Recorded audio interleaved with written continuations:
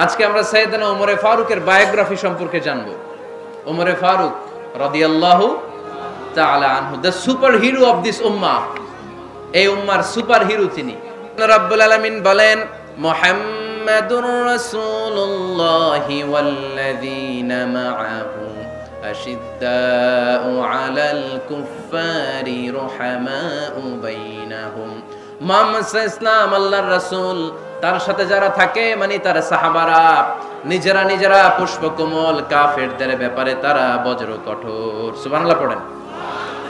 এরপর আল্লাহ বললেন, তারাহুম রুকআন সুজদান ইয়াবতাগুনা ফাদলাম মিনাল্লাহি ওয়া রিদওয়ানা। ও নবী, আপনি দেখবেন আপনার সাহাবারা সব সময় রুকু করে, সব সময় সিজদা করে, সিজদার মধ্যে তারা মাথা ঠুকে ঠুকে আমার দরবারে কাঁদে। ঠিক কি না?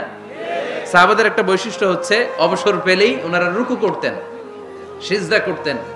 আকরাবু মা ইয়াকুনুল আবদু মির রাব্বিহি ওয়া হুয়া সাজিদ ফাআকসিরু ফীহি দুআ।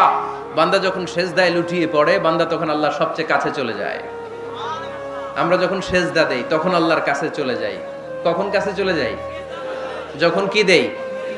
আপাত দৃষ্টিতে মনে হয় আমার সিজদাটা মসজিদের টাইলসের উপরে পড়েছে, জায়নামাজের উপরে পড়েছে, মসজিদের কাতারের উপরে, মুসল্লার উপরে পড়েছে। কিন্তু আল্লাহর হাবিব বলেন, তোমার সিজদাটা আল্লাহর কুদরতি পায়ের উপরে পড়েছে। সাহাবীরা সব সময় রুকু সিজদায় পড়ে থাকতেন, আল্লাহর কাছে তারা চাইতেন। তাই আমাদের মডেল হবে সাহাবারা। আমাদের মডেল হবে কারা? আওয়াজ করে বলেন, কারা? এই মেসেজটা বাড়িতে নিয়ে যেতে পারবেন তো? This is the first message I drop today for the people of Faridpur. ফরিদপুরবাসীর জন্য আজকের আমার প্রথম মেসেজ, আমাদের মডেল হচ্ছে সাহাবারা। ঠিক কি না? সাহাবারা আমাদের মডেল, ওনারা আমাদের ইন্সপায়ারেশন, ওনারা আমাদের অনুপ্রেরণা। এজন্য আল্লাহর হাবিব সাল্লাল্লাহু আলাইহি ওয়াসাল্লাম বলেছেন, লা তাসুব্বু আসহাবি, খবরদার আমার সাহাবাদেরকে গালি দিও না। তোমরা যদি উহুদ পাহাড় পরিমাণ স্বর্ণ দান করো, আমার সাহাবারা ওই কঠিন মুহূর্তে যে এক মুঠ চাল দান করেছিল, ওই চালের দানের সমান হবে না। আবার বিশ্বনবী বলতেন, খায়রুল কুরুনি কারনি সুম্মা আল্লাযীনা ইয়ালুনাহুম সুম্মা আল্লাযীনা ইয়ালুনাহুম। সবচেয়ে শ্রেষ্ঠ যুগ আমার যুগ, তারপরে আমার সাহাবাদের যুগ, তারপরে তাবেঈদের যুগ। পড়েন সুবহানাল্লাহ। সবচেয়ে শ্রেষ্ঠ যুগ হচ্ছে সাহাবাদের যুগ। নাকি এখন প্লেন আবিষ্কার হয়েছে, রকেট আবিষ্কার হয়েছে, মডার্ন টেকনোলজি সব আমাদের হাতে, এজন্য এই যুগটা শ্রেষ্ঠ নাকি? না, আল্লাহর হাবিব সাল্লাল্লাহু আলাইহি ওয়াসাল্লাম বলেছেন, সাহাবাদের যুগটা হচ্ছে গোটা দুনিয়া যত যুগ এই পৃথিবী দেখেছে, সবচেয়ে শ্রেষ্ঠ যুগ হচ্ছে সাহাবাদের যুগ। চিল্লায় বলেন ঠিক কিনা? আবার আল্লাহ বললেন, রাদিয়াল্লাহু তাআলা আন। রব্বুল আলামিন দুনিয়ার কোন গোষ্ঠীর ব্যাপারে, দুনিয়ার কোন জাতির ব্যাপারে, দুনিয়ার কোন মানুষদের ব্যাপারে রিদওয়ানুল্লাহ, আল্লাহর সন্তুষ্টির কথাটা বলেন নাই, শুধু বলেছেন কেবলমাত্র সাহাবাদের জন্য। সুবহানাল্লাহ পড়েন। এজন্য সাহাবাদের নাম শুনলে কি পড়তে হয়? আমি যদি পড়ি আবু বকর, এরপরে কি পড়বেন? যদি পড়ি ওমর, যদি পড়ি আলী, যদি পড়ি উসমান রাদিয়াল্লাহু তাআলা আনহু, আল্লাহ তাআলা ওনাদের উপর খুশি হয়েছেন। ঠিক কি না? এজন্য সাহাবারা আমাদের মডেল। আজকে আমরা সাহাবাদের জীবন চরিত্র সম্পর্কে কিছু জানার চেষ্টা করব এবং সেই জীবনের আলোকে আমাদের জীবনকে আলোকিত করতে চেষ্টা করব ইনশাআল্লাহ। পড়েন। সবার মনোযোগ আছে তো? আজকে আমরা সাইয়েদনা ওমরে ফারুকের বায়োগ্রাফি সম্পর্কে জানব। ওমরে ফারুক রাদিয়াল্লাহু তাআলা আনহু, the super hero of this উম্মাহ। এই উম্মার সুপার হিরো তিনি। ঠিক কি না? ওনার মুখের আগে লাঠি চলতো বেশি। সুবহানাল্লাহ পড়বেন না? মাঝে মাঝে লাঠি চালানোরও দরকার আছে না নাই? সাইয়েদনা ওমরে ফারুক আমাদের জন্য অনুপ্রেরণা। He is the real super hero of Muslim উম্মাহ। তিনি এই উম্মার রিয়েল সুপার হিরো। এজন্য ওনার জীবনী থেকে আমরা কিছু শিক্ষা নেওয়ার চেষ্টা করব ইনশাআল্লাহ। পড়েন। সাইয়েদনা ওমরে ফারুক কিভাবে ইসলাম ধর্ম গ্রহণ করলেন, কিভাবে বিশ্বনবীর প্রাণের কলিজার টুকরা হলেন, এটা দিয়ে আমরা শুরু করি। আল্লাহ তাআলা সাইয়েদনা ওমরে ফারুকের হৃদয়ের মধ্যে 3টা ধাক্কা মেরেছেন, ইমানের ধাক্কা। আওয়াজ করে বলতে হবে, কয়টা? জোরে বলেন তো, কয়টা? 3টা ইমানি ধাক্কা। এক হচ্ছে বিশ্বনবীর দোয়ার ধাক্কা। এক কি? দোয়ার ধাক্কা। 2 হচ্ছে সূরা হাক্কা দিয়ে দিয়েছেন আল্লাহ এক ধাক্কা। সুবহানাল্লাহ পড়বেন না? 3 হচ্ছে সূরাতু তাহা দিয়ে আল্লাহ দিয়েছেন আরেকটা ধাক্কা। এই তিনটা ইমানি ধাক্কা যখন সাইয়েদনা ওমর ফারুকের হৃদয়ে লাগলো, উনি পড়তে আরম্ভ করেছেন আশহাদু আল্লা ইলাহা ইল্লাল্লাহ ওয়া আশহাদু আন্না মুহাম্মাদান আবদুহু ওয়া রাসূলুহু, চিল্লায়ে পড়েন আল্লাহু আকবার। বিশ্বনবী মক্কায় বসে বসে তাহাজ্জুদের সালাত পড়ে আল্লাহর কাছে দোয়া করলেন, আল্লাহুম্মা আইজ্জাল ইসলাম বিআহাব্বির রাজুলাইনি ইলাইক। ও আল্লাহ, দুইজন লোকের নাম বলবো, দুইজনের দরকার নেই, এই দুইজনের একজনকে আপনি ইসলামের সুশীতল ছায়া তলে এনে ইসলামকে বিজয় দান করে দেন। মুহূর্তের মধ্যে দোয়াটা কবুল করে নিয়েছে কে? বিশ্বনবী বললেন, আল্লাহ, দুইজনের নাম বলবো আজকের দোয়ায়। বিআবি জাহল ইবনে হিশাম, হয়তো হিশামের বেটা আবু জাহেলকে আপনি ইসলামের ভিতরে নিয়ে আসেন, কিংবা ওমর ইবনুল খাত্তাব, খাত্তাবের বেটা ওমরকে আপনি ইসলামের ছায়া তলে নিয়ে আসেন। ওমরে ফারুকের জন্য দোয়াটা কবুল করে নিয়েছে কে? মক্কার যে অবস্থা, আল্লাহর হাবিব সাল্লাল্লাহু আলাইহি ওয়াসাল্লাম বুঝলেন মক্কার এই দুইজনের একজন যদি আমার সাথে না থাকে তাহলে মক্কায় দাওয়াতি কাজ চালিয়ে যাওয়া যাবে। আল্লাহরে বললেন, আল্লাহ, বেশি চাই না, এই দুইজনের একজন, হয় আবু জাহেল নয় ওমর, হয় আবু জাহেল নয় ওমর। বিশ্বনবী যখন দোয়া করলেন, এই দোয়ার একটা ইমানি ধাক্কা, নুরানি ধাক্কা সাইয়েদনা ওমর ফারুকের হৃদয়কে স্পর্শ করে ফেলল। দোয়া ইজ লাইক এ মিসাইল। এই যে আমরা দোয়া করি, এটা মিসাইলের মতো। যুদ্ধে মিসাইল হামলা করে না? মিসাইল হামলা করার পরে এই মিসাইল লক্ষ্য বস্তুতে যে ভেদ করে, ঠিক কিনা? তেমনি দোয়ার মতো যদি আপনি দোয়া করতে পারেন, আপনি যেই জন্য দোয়া করেছেন ঠিক ওই জায়গায় যে আপনার দোয়া স্পর্শ করে। সুবহানাল্লাহ পড়বেন না? বিশ্বনবীর দোয়ার মাধ্যমে প্রথমে সাইয়েদনা ওমর ফারুকের হৃদয়ে এক ধাক্কা লাগলো। দুই নম্বরে রব্বুল আলামিন সূরাতুল হাক্কা দিয়ে ওমর ফারুকের হৃদয়ের মধ্যে দিলেন এক ধাক্কা। পড়েন আল্লাহু আকবার। কোরআনের ভেতরে সূরাতুল হাক্কা নামে একটা সূরা আছে না নাই? আল হাক্কাতু মাল হাক্কা ওয়া মা আদরাকা মাল হাক্কা। পড়েন আল্লাহু আকবার। বিশ্বনবী যখন দোয়া করলেন, ওই দোয়া যখন সাইয়েদনা ওমর ফারুকের হৃদয়ে স্পর্শ করলো, সাইয়েদনা ওমর ফারুক সব সময় বিশ্বনবীরে ফলো করতে আরম্ভ করলেন। বিশ্বনবী ডানে গেলে লুকিয়ে লুকিয়ে ওমর ফারুক ডানে যায়, বিশ্বনবী বায়ে গেলে লুকিয়ে লুকিয়ে ওমর ফারুক বায়ে যায়। বিশ্বনবী একবার মসজিদুল হারামে যে নামাজ পড়তে শুরু করলেন, ওমর ফারুক তখন বিশ্বনবীর পিছু পিছু ছদ্মবেশে পেছন থেকে যে বিশ্বনবী কিভাবে নামাজ পড়ে দেখতে শুরু করলেন।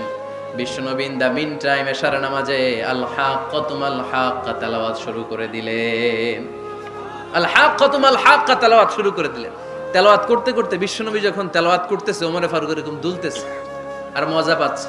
ওমিয়া বিশ্বনবীর কণ্ঠ বুঝি আমার মতো কণ্ঠ, আপনার মতো কণ্ঠ, আহমদ বিন ইউসুফের কণ্ঠ, আব্দুল বাসিতের কণ্ঠ না? বিশ্বনবীর গলায় যে কি সুরের ঝংকার আল্লাহ দিয়েছেন, কি সুরের লহরী আল্লাহ দিয়েছেন, একবার যে শুনতো পাগল হয়ে যেত। আল্লাহু আকবার। বিশ্বনবী সূরা হাক্কা মন্ত্রমুগ্ধ তেলাওয়াতে, মন্ত্রমুগ্ধ সুর দিয়ে, মন্ত্রমুগ্ধ কণ্ঠ দিয়ে তেলাওয়াত করতে লাগলেন। এশার সালাতে ওমর ফারুক দুলতে লাগলেন। ওমর ফারুক যত শুনেন অবাক হয়ে যায়, যত শুনেন অবাক হয়ে যায়, যতই শুনে অবাক। কিরে? কারণ তিনি আরবি ভাষা বুঝতেন। এত সুন্দর শব্দের গাঁথনি, এত প্রাঞ্জল বর্ণনা, এত সুন্দর অন্তমিল, এটা কবিতা না হয়ে পারে না। উনি মনে মনে ভাবলেন, এটা মনে হয় কবিতা। It might be poem, it could be poem. Muhammad মনে হয় কবি হয়ে গেছে, তার কাব্য প্রতিভা দিয়ে সে এটা বানিয়েছে। তা না হলে এত সুন্দর কথা, এটা কবিতা না হয়ে পারে। ইন দ্য মিন টাইম বিশ্বনবী কিন্তু দেখতেছে না যে পেছনে ওমর। বিশ্বনবী তেলাওয়াত করছিলেন, ইন দ্য মিন টাইম বিশ্বনবী পড়ছিলেন, ওমা হুয়া বিকাউলি শাইরিন কলিলাম মা তুমিনুন। এই আয়াতের অর্থ হলো, এটা কোনো কবির কথা নয়, খুব অল্প সংখ্যক লোকই তোমরা ঈমান আনো। সুবহানাল্লাহ পড়ে। এটাকে বলে কোইনসিডেন্ট। কোইনসিডেন্ট, হুট করে অনেক সময় মিলে যায়। যায় কি যায় না? আপনি একজনের কথা ভাবতেছেন ভাবতেছেন, বাজারে গেলেন, বাজারে যেই দেখেন ওই লোকটা দাঁড়ায় আছে, এরকম হয় কি হয় না? কোইনসিডেন্ট। ওমর ফারুক মনে মনে যেটা ভাবতেছে ওই কথা দিয়ে বিশ্বনবী তেলাওয়াত করতেছে। আল্লাহু আকবার। বিশ্বনবী যে আয়াত তেলাওয়াত করছিলেন, আয়াতের অর্থ হলো, এটা কোনো কবির বানানো কবিতা না, খুব অল্প সংখ্যক লোকই তোমরা ঈমান আনো। ওমরে ফারুক আটকে উঠলেন, থমকে দাঁড়ালেন। ঘটনা কি? আমি মনে মনে ভাবলাম, কি রে, এত সুন্দর কথা, এটা তো মানুষের কথা হতে পারে না, এটা নিশ্চয়ই কবিতা, কবির কথা। কিন্তু মুহাম্মদ এখন আবার পড়তেছে ওমা হুয়া বিকাউলি শায়ের, এটা কোনো শায়েরের, কবির কথা নয়। কলিলাম মা তুমিনুন, অল্পই তোমরা ঈমান আনো। তার মানে আমার মনে যা চলে মুহাম্মদ এটা টের পায়। মুহাম্মদ গণক, নাউজুবিল্লাহ পড়বেন না? মুহাম্মদ অনেক বড় মাপের একজন গণক।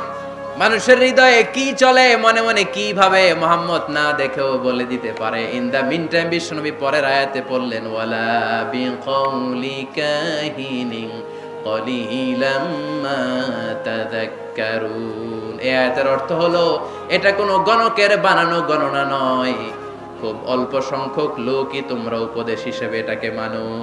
সুবহানাল্লাহ পড়েন। এবার আর ওমরে ফারুকের সহ্য হয় না, কি আজীব তামাশা। প্রথমে মনে করলাম কবিতা, মোহাম্মদ কয় কবি না, সে কবি না, এটা কবিতা না। তারপর ভাবলাম সে গণক, সে আয়াত পরে পরে বলে দিল এটা গণনা নয়, তাহলে এটা কি? এটা কি কবিতাও না, গণনাও না, তাহলে এটা কি? বিশ্বনবী তখন বললেন তানজিলুম মির রাব্বিল আলামিন। সুবহানাল্লাহ পড়েন। পরের আয়াত ছিল তানজিলুম মির রাব্বিল আলামিন।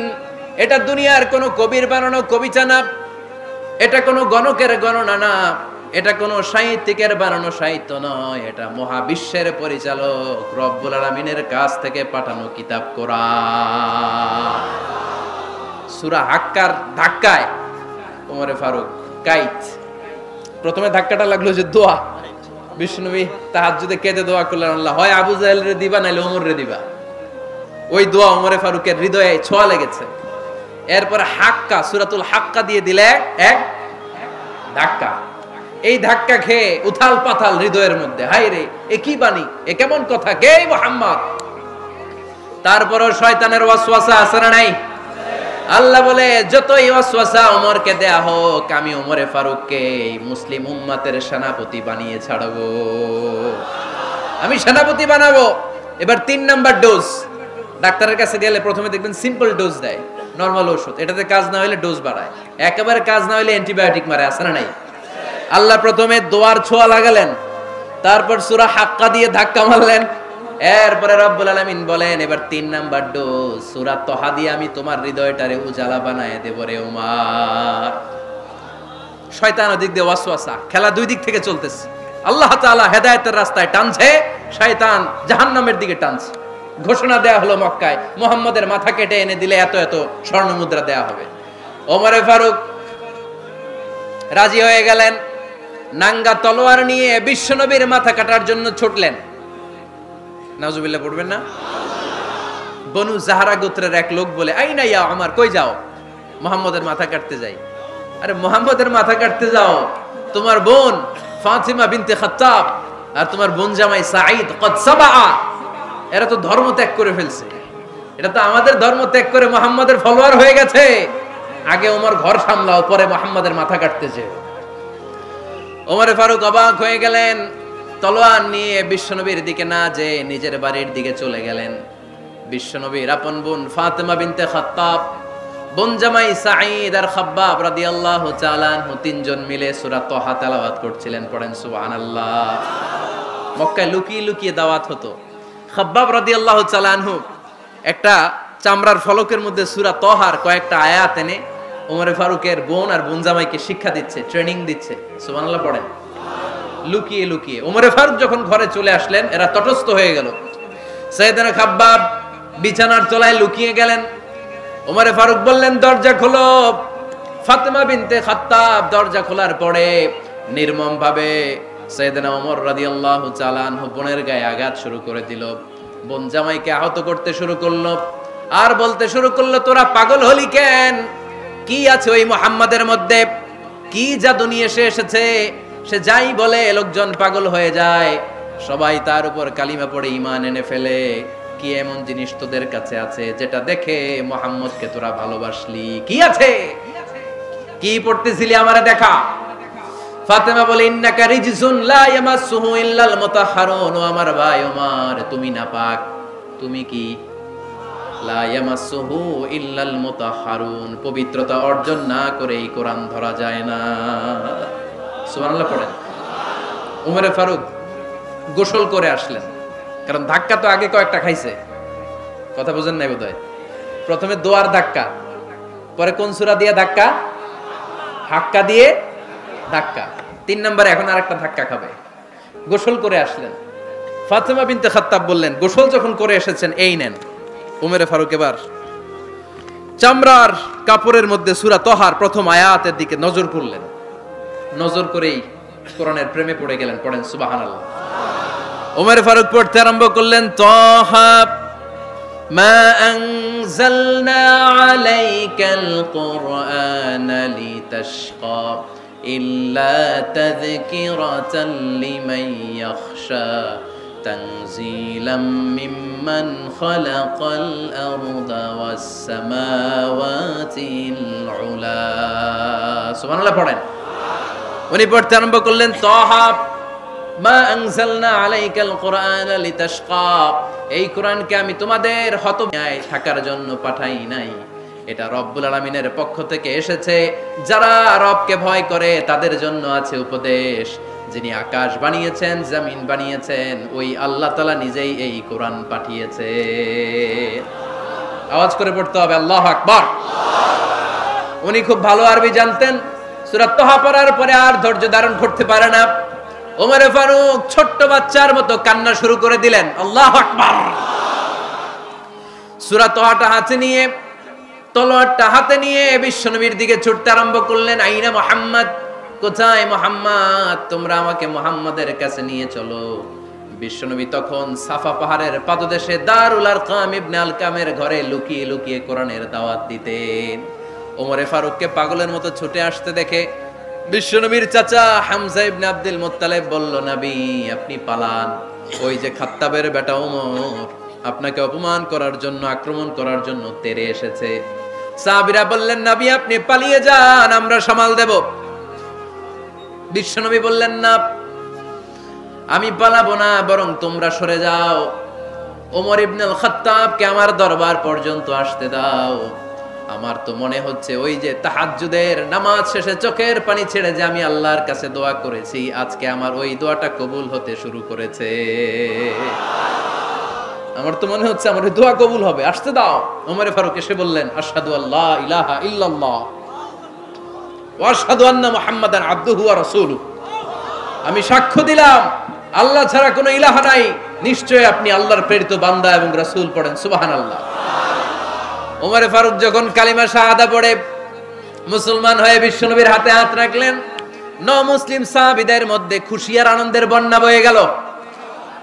মুসলিম হাতে গোনা সাহাবারা আল্লাহর প্রশংসা করলেন। বিশ্বনবী সাইয়েদনা ওমর ফারুককে জড়িয়ে ধরলেন। ওমর ফারুক এবার বিশ্বনবীরে বললেন, নবী গো, আলাসনা আলাল হক, আমরা কি সত্যের উপরে আছি নাকি আমরা ভুলের উপরে আছি? বিশ্বনবী বললেন, বালা নাহনু আলাল হক, আমরাই সত্যের উপরে আছি। সুবহানাল্লাহ পড়েন। আলাসনা আলাল হক, নবী আমরা কি সত্যের উপরে নাই? হ্যাঁ অবশ্যই ওমর, তুমি সত্যের উপরে আছো। ওমরে ফারুক বললেন, তাহলে ফাফিমাল ইখতিফা, তাহলে লুকায় লুকায় আর দাওয়াত দেব কেন? আমি তো কালিমা পড়ে ফেলছি, আসেন আমার সাথে বের হই। ফাফিমাল ইখতিফা, আর লুকায় লুকায় কেন? আসেন আমরা বাইরে বের হই। বিশ্বনবী বললেন, ওমর এটা মাক্কি জীবন, এখানে আমরা একটু গোপনে গোপনে দাওয়াত দিতে চাই। ওমরে ফারুক বলে, না, আমার দায়িত্ব, আমি একটা মিছিল দিতে চাই নবী। আল্লাহর নামের তাকবীর দিতে দিতে দারুল আরকাম থেকে শুরু করে মসজিদুল হারাম পর্যন্ত একটা মিছিল দিয়ে আমি মক্কা কাঁপাইয়া দেব। অনুমতি দেন। বিশ্বনবী দিতে চায় না।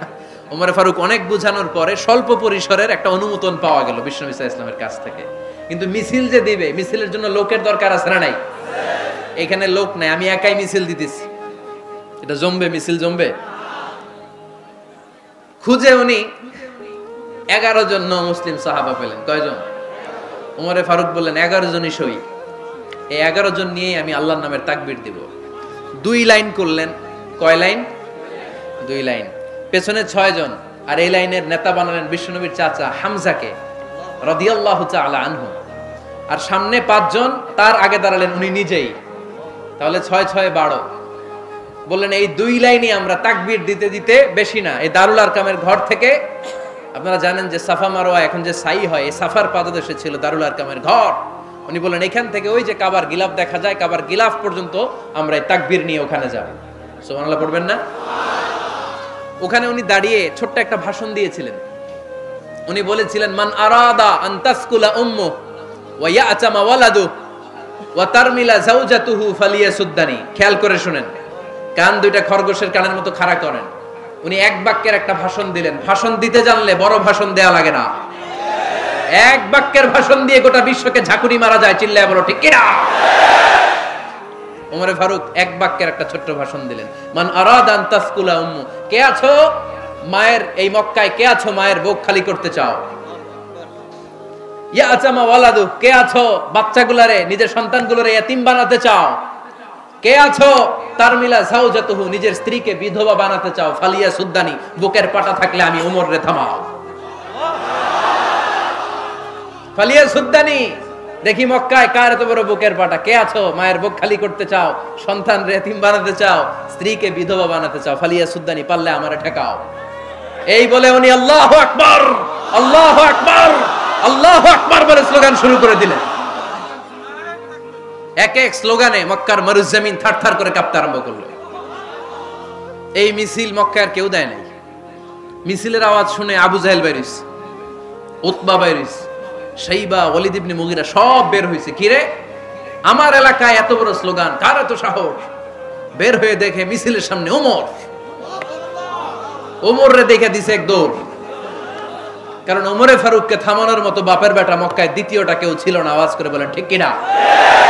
ওমরে ফারুক আল্লাহু আকবার, আল্লাহু আকবার বলে স্লোগান দিতে দিতে মসজিদুল হারামের ভেতরে ঢুকে গেল। কাবার গিলাফ ধরার পরে সেদিন মিছিল থেমেছে। ওই আল্লাহর নামের স্লোগান সেদিন কেউ থামাতে পারে নাই, কিয়ামত পর্যন্ত কেউ থামাতে পারবে না। চিল্লায় বলো ঠিক কিনা?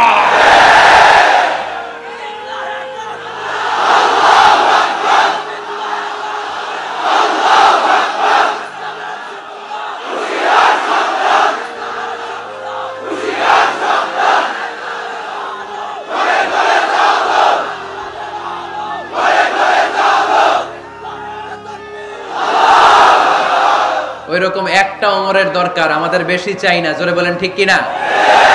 দাও খোদা দাও আমায় আবার ওমর দারাজ দিল, দাও খোদা দাও আমায় আবার ওমর দারাজ দিল, দাও আলীর মতো বীর সেনানি, আলীর মতো বীর সেনানি জাগাতে নিখিল, দাও খোদা দাও আমায় আবার ওমর দারাজ দিল। সুবহানাল্লাহ পড়েন। একটা ওমর লাগবে। চিল্লায় বলেন কয়টা?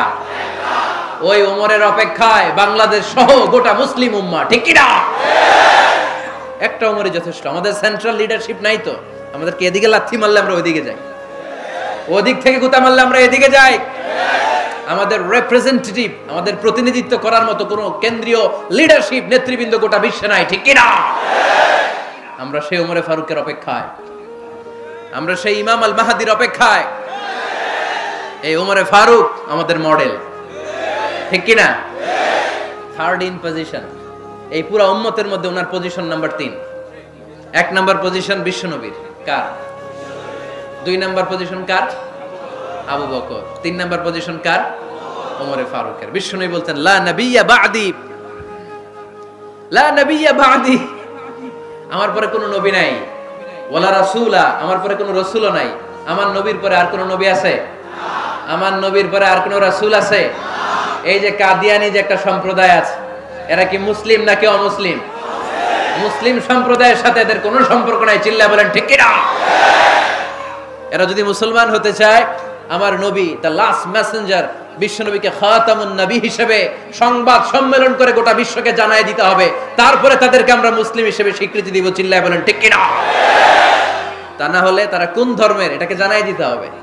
No inferiority complex, no identity crisis. Identity ক্রাইসিসে থাকা যাবে না। আপনারা কোন ধর্মের এটা জানায় দেন। আপনারা বিশ্বনবীরও শেষ নবী মানবেন না, আবার মুসলিম বলেও নিজেদেরকে ট্যাগ লাগাতে চাইবেন, সাধারণ মুসলমানরা এটা এই ধোঁকাবাজি মানে না, চিল্লায় বলেন ঠিক কিনা? আমার নবীর পরে কোনো নবী নাই, আমার রাসূলের পরে কোনো রাসূল নাই, ঠিক কিনা? আল্লাহর হাবিব বলতেন লাউ কানা বাদি নাবিয়্যুন লাকানা উমর, তবে আমার পরে যদি নবী হওয়ার যোগ্যতা কারো থাকে আমার ওমরের ওই যোগ্যতা আছে। সুবহানাল্লাহ পড়েন। প্রভু তুমি বলেছো রাসূল দেবে না, বলনি দেবে না ওমর, বলনি দেবে না হামজা তারি, খালিদ বিজয় সমর। প্রভু তুমি বলেছো রাসূল দেবে না, বলনি দেবে না ওমর, বলনি দেবে না হামজা তারি, খালিদ বিজয় সমর। প্রভু তুমি বলেছো রাসূল দেবে না। সুবহানাল্লাহ পড়েন। এজন্য আমরা একটা ওমর চাই। কয়টা? বেশি লাগবে? নেতার মতো নেতা কয়টা লাগে? জোরে বলেন কয়টা? Enough, that's enough. Omar Farooq our super hero. ওনার সাথে বিশ্বনবী সাল্লাল্লাহু আলাইহি ওয়াসাল্লামের মুসাহারার সম্পর্ক ছিল। ওমর ফারুক যে বিশ্বনবীর শ্বশুর এটা অনেকে জানেই না। ওমর ফারুক রাদিয়াল্লাহু তাআলা আনহু বিশ্বনবীর শ্বশুর ছিলেন, এটা আজকে নতুন শুনছেন। কে কে হাত তোলেন? দেখছেন হুজুর? সঠিক বলছি না আমি? অনেকে আমরা জানি না। মাশাআল্লাহ, জানতে লজ্জা নাই, শিখতে লজ্জা নাই। লজ্জা হচ্ছে অজ্ঞতায় আর মূর্খতায়, ঠিক কি না? আমরা শিখতে রাজি আছি। যে কথা বলে আমরা তার ছাত্র। আমার আগে হুজুর কথা বলতেছিলেন, আমরা ছিলাম ছাত্র। এখন আমি কথা বলতেছি, এখন আমরা সবাই হয়ে গেছে ছাত্র, ঠিক কি না? যিনি বলেন তিনি শিক্ষক, বাকিরা আমরা ছাত্র, ঠিক কি না? চার খলিফার দুই খলিফা, ইসলামের চার খলিফার দুই খলিফা বিশ্বনবীর মেয়ের জামাই, আর বাকি দুই খলিফা বিশ্বনবীর শ্বশুর। সুবহানাল্লাহ পড়েন। সাইয়েদনা আলী রাদিয়াল্লাহু তাআলা আনহু, সাইয়েদনা উসমান যুন নূরাইন বিশ্বনবীর মেয়ের জামাই। উসমান রাদিয়াল্লাহু তাআলা আনহুর কাছে বিশ্বনবী দুই মেয়েকে বিয়ে দিয়েছিলেন। একজন মারা যাওয়ার পরে আরেকজন। বিশ্বনবী বলেছেন এরপরে আরেকটা থাকলে ওইটারও বিয়ে দিতাম। সুবহানাল্লাহ পড়বেন না? দুইজন ছিল মেয়ের জামাই আর দুইজন ছিল শ্বশুর। সাইয়েদনা আবু বকর শ্বশুর, বিশ্বনবীর স্ত্রী আম্মাজান আয়েশা রাদিয়াল্লাহু তাআলা আনহার বাবা। বিশ্বনবীর স্ত্রী আম্মাজান হাফসা রাদিয়াল্লাহু তাআলা আনহার বাবা ছিল সাইয়েদনা ওমর ফারুক। চিল্লায় পড়েন আল্লাহু আকবার। জান্নাতুল পজিশন না, সাইয়্যিদু কুহুলিল জান্নাহ। জান্নাতে যত নারীরা যাবে, নারীদের সর্দারিনী হবে সাইয়্যিদাতুনা ফাতেমা রাদিয়াল্লাহু তাআলা আনহা। এই ফরিদপুরের যত ইয়াং স্টাররা তোমরা যারা জান্নাতে যাবে, তোমাদের লিডার হবে সাইয়েদনা হাসান আর হুসাইন রাদিয়াল্লাহু তাআলা আনহুমা। আর বয়স্ক মুরব্বীরা যারা জান্নাতে ঢুকবেন, আপনাদের লিডার হবে সাইয়েদনা আবু বকর আর সাইয়েদনা ওমর ফারুক রাদিয়াল্লাহু তাআলা আনহু। সুবহানাল্লাহ পড়তে পারলেন না? ওমর ফারুক এটা সাধারণ কোনো ক্যারেক্টারিস্টিক্স নয়। ওনাকে আল্লাহ তাআলা নলেজও দিয়েছেন, আবার দিনদারিও দিয়েছেন। আমার দিনী ভাইয়েরা খেয়াল রাখবেন, কোন আলেমের মধ্যে বা কোন নেতার মধ্যে যদি এই দুইটার সমন্বয় আপনি পান, যে তার জ্ঞানও আছে আবার দিনদারিও আছে, he belongs the knowledge and he belongs the তাকওয়া, সে গোটা বিশ্বকে জয় করে ফেলবে, ঠিক কি না? যার মধ্যে জ্ঞান আছে, যার মধ্যে তাকওয়া আছে, তারে কেউ থামায় রাখতে পারে? ওমর ফারুককে এই দুই নেয়ামত দিয়ে ধন্য করেছে কে? সহিহ বুখারীর বর্ণনা, বিশ্বনবী সাহাবীদের সামনে একটা স্বপ্নের কথা বলছেন। বিশ্বনবী বললেন, আমি স্বপ্নে দেখলাম আমার আঙ্গুলের ফাঁকা থেকে দুধ বের হচ্ছে, আমি তৃপ্তি সহকারে দুধ খেলাম। খাওয়ার পরে দেখলাম আঙ্গুলের মধ্যে একটু দুধ লেগে আছে। আমার আঙ্গুলে অতিরিক্ত লেগে থাকা দুধটা আমি ওমরে ফারুকের মুখের মধ্যে লাগিয়ে দিলাম। সাহাবারা বললেন, ইয়া রাসূলুল্লাহ, ইয়া হাবিবাল্লাহ, মাযা আওয়ালতা বিহি, এই স্বপ্নের আপনি কি ব্যাখ্যা করলেন, আমরা তো বুঝলাম না। বিশ্বনবী বললেন, আওয়ালতু বিহি আল ইলম, আমি এই দুধ দিয়ে জ্ঞানের ব্যাখ্যা করেছি, কারণ ওমরকে আল্লাহ যেই জ্ঞান দিয়েছে গোটা বিশ্বের কাউকে এত জ্ঞান দেয় না। এজন্য স্বপ্নে যদি কেউ দেখেন যে আপনি দুধ খাচ্ছেন, তার মানে আল্লাহ তাআলা আপনার জ্ঞান বাড়ায় দিবে। ওমর ফারুককে দুধ খেয়ে অতিরিক্ত দুধের অংশটা বিশ্বনবী আবু বকর রাদিয়াল্লাহু তাআলা আনহুর মুখে দেন নাই, সাইয়েদনা উসমানের মুখে দেন নাই, আলী রাদিয়াল্লাহু তাআলা আনহুর মুখে দেন নাই। স্বপ্নে ওই অতিরিক্ত লেগে থাকা দুধটা বিশ্বনবী ওমর ফারুকের ঠোঁটের মধ্যে লাগিয়ে দিয়েছেন। এই হাদিস থেকে প্রমাণ হয় আল্লাহ তাআলা জ্ঞানের নেয়ামতে সাইয়েদনা ওমর ফারুককে ধন্য করেছেন। আবার বুখারীর বর্ণনা, বিশ্বনবী সাল্লাল্লাহু আলাইহি ওয়াসাল্লাম আরেকটা স্বপ্নের বর্ণনা দিচ্ছেন। তিনি বললেন, তোমাদের সবাইকে স্বপ্নে আমার সামনে দাঁড় করানো হলো। আমি দেখলাম তোমাদের কারো জুব্বা নাভি পর্যন্ত, কারো জুব্বা হাঁটু পর্যন্ত, কারো জুব্বা টাকনু পর্যন্ত। ওমরে ফারুককে যখন স্বপ্নে আমার সামনে দাঁড় করিয়ে দেয়া হলো, আমি দেখলাম ওমরের জুব্বা এত লম্বা, ওমর টেনে হিচড়ে তার জুব্বা নিয়ে সামনে হেঁটে যাচ্ছে। সাহাবারা বললেন, ফামাযা আওয়ালতা বিহি ইয়া রাসূলুল্লাহ, ও আল্লাহর রাসূল, এই স্বপ্ন দিয়ে আপনি কি বোঝাতে চাইলেন? আমরা কিছু বুঝলাম না। বিশ্বনবী বললেন, আওয়ালতু বিহি আদ-দ্বীন, আমি এই হাদিসের দ্বারা দ্বীনের ব্যাখ্যা করলাম। যার জামা যত লম্বা তার দ্বীনদারি তত বেশি। সুবহানাল্লাহ, আসতে পড়েন।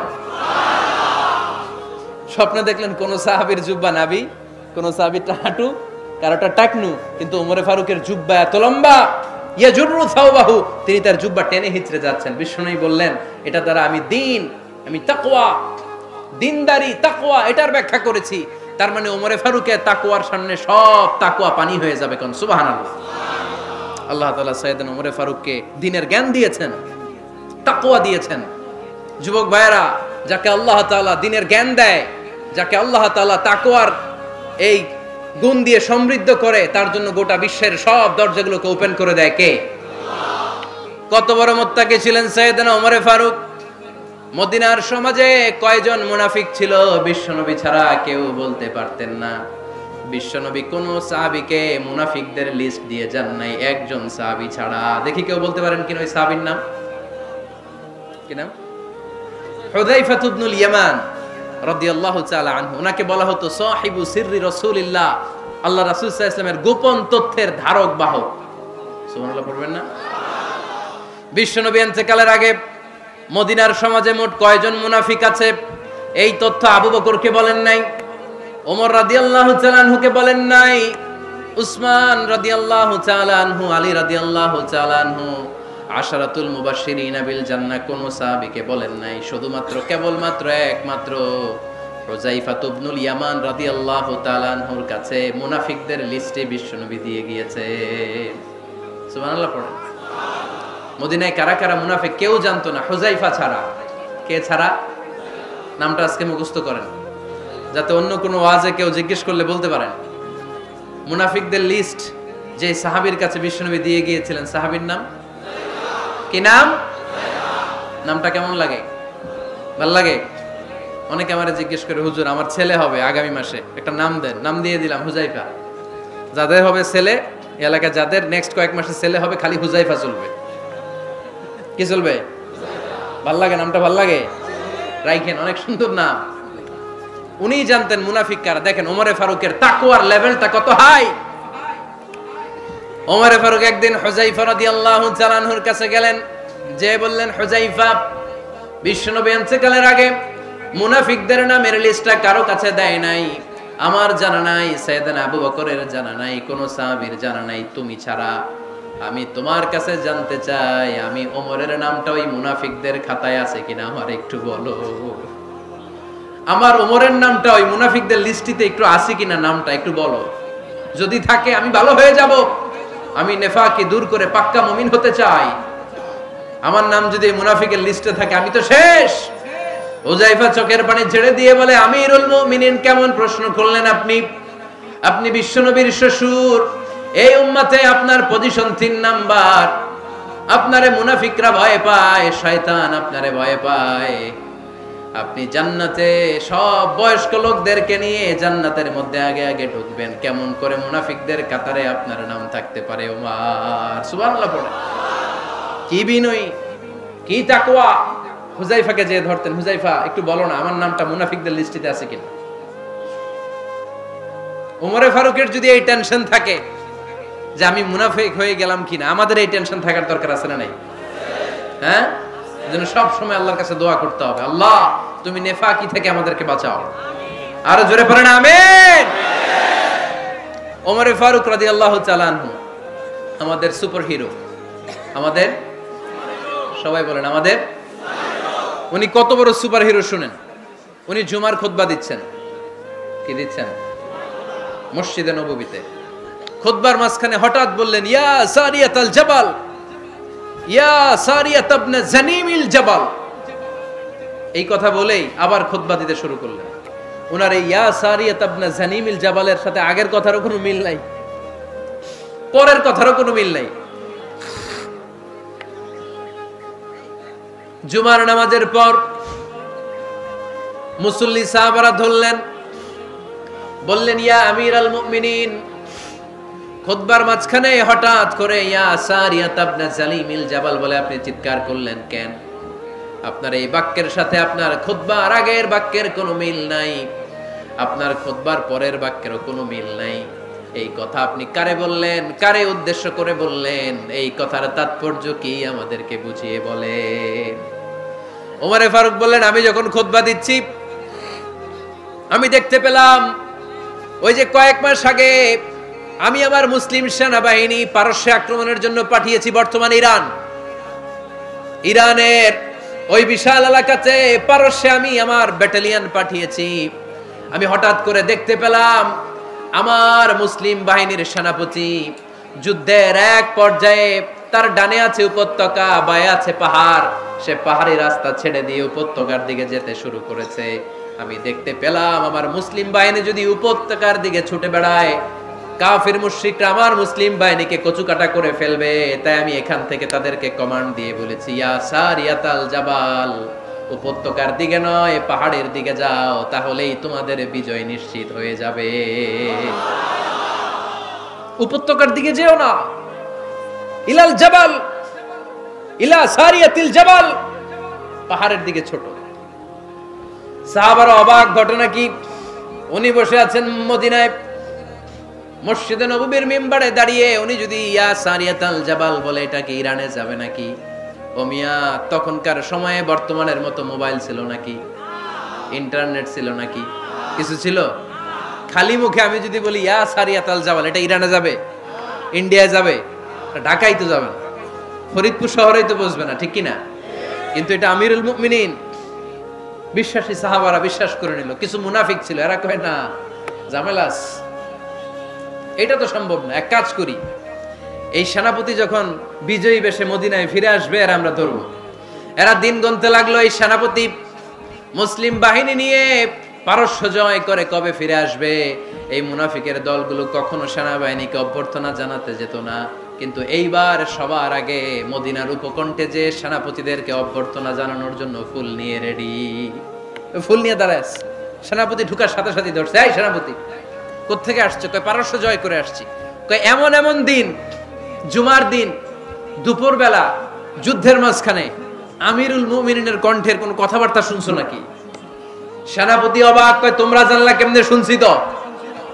সুবহানাল্লাহ পড়বেন না? আমরা যুদ্ধে একটা ভয়ঙ্কর অবস্থার মধ্যে ছিলাম, পেছন থেকে শত্রুরা আমাদেরকে আক্রমণ করতে শুরু করে দিল। ডানে যাব না বায়ে যাব, সামনে যাব নাকি পেছনে যাব, রাস্তা খুঁজে পাচ্ছি না। ডান দিকে ছিল আমাদের উপত্যকার রাস্তা, বাঁ দিকে ছিল পাহাড়ি পথ। আমরা সোজা পথ হবে মনে করে উপত্যকার দিকে ছুটতে আরম্ভ করলাম। হঠাৎ করে আমিরুল মুমিনিনের কণ্ঠ বজ্র কণ্ঠে আমার কানের মধ্যে ভেসে আসলো। আমার মনে হলো আমিরুল মুমিনিন কেমন যেন আমাকে কমান্ড দিচ্ছেন আর বলছেন, ইয়া সারিয়াতাল জাবাল, ডান দিকে উপত্যকার পথে নয়, তাড়াতাড়ি পাহাড়ের দিকে সৈন্যবাহিনী নিয়ে উঠে যা। পাহাড়ের দিকে, ডানে না। This is wrong track and this is the right track. ওই দিন যদি ওমরে ফারুকের ওই গাইডলাইন, আমিরুল মুমিনিনের কমান্ড যদি আমি না শুনতাম, আজকে বিজয়ের বেশে ফিরতেও পারতাম না, আমাদের চেহারাও তোমরা দেখতে পেতে না। ওমরে ফারুকের ওই কমান্ড, ওই গাইডলাইন অদৃশ্য থেকে শোনার কারণে ওই পারস্যের মধ্যে আমাদেরকে সেই যুদ্ধে বিজয় দান করেছে কে? দিস ইজ ওমরে ফারুক, দিস ইজ ওমরে ফারুক।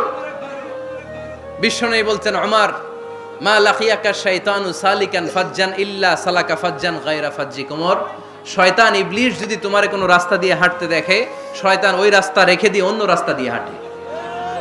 সুবহানাল্লাহ বাড়িতে যায় বললেন। কে বলতেছে? বিশ্বনবী। কার ব্যাপারে? ওমরে ফারুকের ব্যাপারে। শয়তান যদি দেখে যে ওমরে ফারুক এই রাস্তা দিয়ে হাঁটতেছে, শয়তান ওই রাস্তা রেখে দিয়ে অন্য রাস্তা দিয়ে হাঁটে। সুবহানাল্লাহ পড়েন। রাত্রিবেলা আমরা আমাদের বাচ্চা ছেলে মেয়েদেরকে যখন খাওয়াই, বাচ্চারা খেতে চায় না, এরকম হয় আপনাদের ফরিদপুর এলাকায়? হ্যাঁ, এই এলাকায় হয় নাকি? খেতে চায় না বাচ্চারা, এই চকলেট দেখায়া, এই মিনা কার্টুন দেখায়া, এইটা সেইটা এগুলো সেগুলো বলে, গল্প টল্প বলে ভুলাইয়া খাওয়ানো লাগে, তাই না? তারপরও খায় না।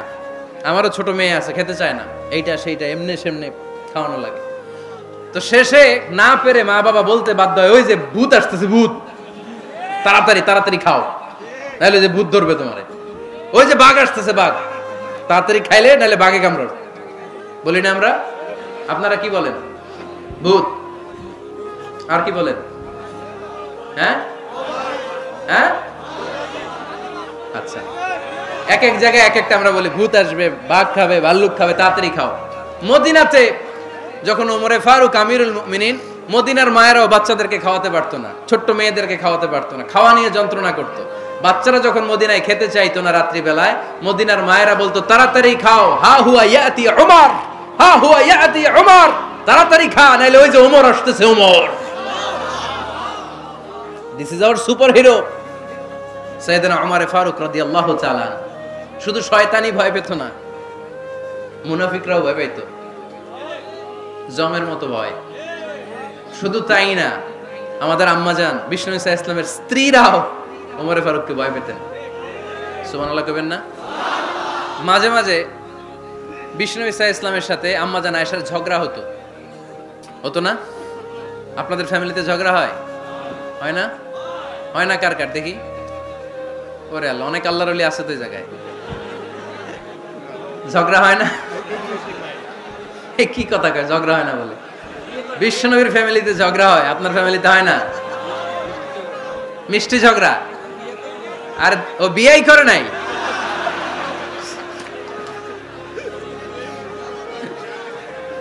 ঝগড়া তো হবেই, দাম্পত্য জীবনের মজাটাই তো এখানে। কখনো ঝগড়া, কখনো আনন্দ, একটু বৃষ্টি, একটু রোদ, একটু হাসি, একটু কান্না, ভালো লাগা ভালোবাসা শেয়ার করে নেয়া, মিলেমিশে একাকার হয়ে যাওয়া, ঠিক কিনা? তো আল্লাহর হাবিব সাল্লাল্লাহু আলাইহি ইসলামের সাথে আম্মাজান আয়েশার ঝগড়া হতো। তো একদিন ঝগড়া হয়ে দুইজন রেগে আস, খবরদার দুইজন রেগে থাকবেন না, আবার একজন রাগলে আরেকজন থেমে যাবেন, কারণ এই ছোট্ট ঝগড়া থেকে এটা অনেক সময় বিচ্ছেদের দিকে গড়ায়। আমার প্রিয় ফরিদপুরবাসী, ভাবি রেগে গেলে আপনি রাইগেন না, ওই দিন আপনি একটু ঠান্ডা থাকেন। আবার আপনি রেগে গেলে, আমার মাইকের আওয়াজ যদি ভাবিরা শুনেন, আপনারা রেগে যায় না, একটু ঠান্ডা থাকবেন। দুইজনে রেগে গেলে তো তৃতীয় বিশ্বযুদ্ধ শুরু হবে। একজন রেগে গেলে আরেকজন ঠান্ডা, কারণ এই সামান্য ঝগড়া থেকে ইগোর কারণে এটা বিচ্ছেদ আর ডিভোর্স পর্যন্ত গড়ায়। আর শয়তান এখানে উস্কানি দেয়, কারণ ইমানদারদের ফ্যামিলি ভাঙতে পারলে শয়তান সবচেয়ে বড় খুশি হয়, আর ইমানদারদের ফ্যামিলি টিকে থাকলে খুশি হয়ে যায় কে? আম্মাজান আয়েশা রাদিয়াল্লাহু তাআলা আনহার সাথে বিষ্ণু ইসা ইসলামের ঝগড়া হতো মাঝে মাঝে। একবার ঝগড়া হলো, বিষ্ণু ইসা ইসলামও রাগ, আম্মাজান আয়েশাও রাগ। তো বিষ্ণুই বললেন, আয়েশা, ঝগড়া করে আর কতক্ষণ থাকবো, আসো মিটমাট করি। আয়েশা রাদিয়াল্লাহু বললেন, ঠিক আছে, মিটমাট করবো। তো বিষ্ণু ইসা ইসলাম বললেন, মিটমাটের জন্য কারে ডাকবো? ওমরে ডাকি। কয় না, ওমরে না, ওমর গালিজ, ওমর অনেক রাগে, আমার ডর লাগে। কয় তাহলে তোমার আব্বারে ডাকি। কয় ডাকেন। কি খুশি, মেয়েদের মধ্যে অভ্যাসটা আছে না নাই? তাহলে তোমার আব্বারে ডাকি, ডাকেন। ডেকে নিয়ে আসা হলো। আবু বকর রাদিয়াল্লাহু তাআলা আনহু দাঁড়ালেন, আম্মাজান আয়েশা দাঁড়ালেন, বিশ্বনবীও দাঁড়ালেন। বিশ্বনবী বললেন, আয়েশা, তোমার আব্বা আসছে, এবার ঘটনা খুলে বলার পালা, তুমি বলবা নাকি আমি বলবো? আম্মাজান আয়েশা বললেন, আপনি বলেন, তবে ওয়ালা তাকুল ইল্লা হাক্কান, যেটা ঘটছে ওইটাই বললেন, মিথ্যা কথা কইেন না। আবু বকর রাদিয়াল্লাহু তাআলা আনহু রেগে মেগে আগুন। কি, এই কথা তুমি কেমন করে বলো? বিশ্বনবীকে মিথ্যা কথা কখনো বলবে? রেগে মেগে দিলেন মেয়ের গালে এক চড়। বানিয়ে বলতেছি না, মুসনাদ আহমদ ইবনে হাম্বলের হাদিস। বাবার হাতের থাপ্পড় খেয়ে আম্মাজান আয়েশা উল্টে বললেন। সাইয়েদনা আবু বকর রাগে গড়গড় করছেন, আবার মারার জন্য তেড়ে গেলেন। এবার বাঁচার জন্য আম্মাজান আয়েশা বিশ্বনবীর পিছনে যে আশ্রয় নিলেন, বিশ্বনবী বাঁচানোর জন্য দুই হাত মেলে দাঁড়িয়ে গেলেন। পড়েন সুবহানাল্লাহ। বিশ্বনবী যখন দুই হাত মেলে দাঁড়িয়ে গেলেন, সাইয়েদনা আবু বকর রাদিয়াল্লাহু আনহু থেমে গেলেন। সাইয়েদনা আবু বকর রাদিয়াল্লাহু তাআলা আনহু ঘর থেকে বের হয়ে বারান্দায় দাঁড়ালেন। পড়েন সুবহানাল্লাহ। এবার বিশ্বনবী আম্মা জান আয়েশার কাছে যেয়ে বলেন, ইয়া আয়েশা কাইফা রাআইতিনি আনকাসতুকি মিনার রাজুল, দেখছো কেমনে বাঁচাইলাম? আমি না থাকলে ভর্তা বানাই ফেলতো আজকে। আমি বাঁচাইছি তোমারে, আমি আমার লগে ঝগড়া করো তুমি। লজ্জায় পড়ে আম্মা জান আয়েশা খিলখিল করে হেসে দিলেন, বিশ্বনবীও হেসে দিলেন। দুইজনের হাসির মধুর আওয়াজ শুনে সাইয়েদনা আবু বকর বাইরে থেকে অবাক, কিরে এতক্ষণ না ঝড় তুফান, এখন দেখি হাসি। সালাম দিয়ে অনুমতি নিয়ে ভিতরে ঢুকলেন, ঢুকে দেখেন আম্মা জান আয়েশাও হাসে, বিশ্বনবীও হাসে। এ হাসি দেখে আবু বকর রাদিয়াল্লাহু আনহু হেসে দিলেন, আরশের উপর থেকে খুশি হয়ে গেলেন কে? এবার সাইয়েদনা আবু বকর রাদিয়াল্লাহু তাআলা আনহু বললেন, ইয়া রাসূলুল্লাহ আশরিকানি ফি সিলমিকুমা কামা আশরাকতুমানি ফি হারবিকুমা। ও নবী, যুদ্ধ লাগলে, দুইজন যুদ্ধ লাগলে মীমাংসার জন্য যেমনি আমারে ডাকেন, এরকম হাসি আর আনন্দের মুহূর্তেও আমারে একটু ডাইকেন। আশরিকানি ফি সিলমিকুমা কামা আশরাকতুমানি ফি হারবিকুমা। নবী, আপনাদের মধ্যে ঝগড়া লাগলে সন্ধি করার জন্য আমারে যেমনি ডাকেন, আপনাদের হাসি খুশি আনন্দ খুনসুটি এই মজাদার মুহূর্তগুলোতে আমারে বঞ্চিত রাখেন না, আমার একটু ডাইকেন। সুবহানাল্লাহ পড়েন। এই মুসনাদে আহমদ ইবনে হাম্বলের হাদিস শোনার উদ্দেশ্য হচ্ছে, বিশ্বনবী প্রথমে ওমরে ফারুকের নাম বলেছিলেন। সাইয়েদনা আয়েশা বলে, না আমি ডরাই, হাইবাত, দিস ইজ কল্ড হাইবাত ওমর। একবার বিশ্বনবীর সব বিবিরা ধরলেন, ও নবী আমাদেরকে এটা দেন, ওইটা দেন, ঘরে এইটা নাই, ওইটা নাই, ওইটা নাই। বিশ্বনবীকে, আমার কাছে কিচ্ছু নাই, যদি এমনি আমার বউ হয়ে থাকতে চাও থাকো, তাহলে যা, তা না হলে যা লাগবে কিনে দেব, সাথে সাথে তালাকও দিয়ে দিব। কিছু দিতে পারবো না, আমার নাই তো, সামর্থ্য নাই। কিন্তু বিবিরাও ছাড়ে না, এটা দেন ওইটা দেন। বিশ্বনবী রহমতের নবী, বিবিদেরকে বুঝাতেও পারেন না, বিবিরা আবদার করতেছে, নবী এটা লাগবে ওইটা লাগবে। ইন দ্য মিন টাইম বিশ্বনবী একজনের সালাম শুনতে পেলেন, কে যেন দরজায় দাঁড়িয়ে বলতেছে আসসালামু আলাইকুম। বিশ্বনবী দরজার দিকে তাকালেন, তাকিয়ে বললেন ওয়া আলাইকুমুস সালাম, আর বুঝতে পারলেন এটা আমার ওমরের সালাম। সালাম দেওয়ার পরে বিবিদের দিকে তাকায় দেখে একজন বিবিও নাই, সব অন্দরমহলের ভিতরে দৌড়। সুবহানাল্লাহ পড়তে পারলেন না? This is our super hero Omar. এরকম ওমর একটা লাগবে, চিল্লায় বলেন কয়টা? একটা ওমর গোটা বিশ্বকে সোজা করে দিবে। একটা ওমর সবল আর দুর্বলের সব পার্থক্য দূর করে দিবে, মাজলুমের উপর জালিমের অত্যাচারের অবসান ঘটায় দিবে, গোটা বিশ্বটাকে সাম্য, মৈত্রী, ভালোবাসার ইনসাফ দিয়ে পরিপূর্ণ করে দিবে। সেই ওমরের অপেক্ষায় আমরা।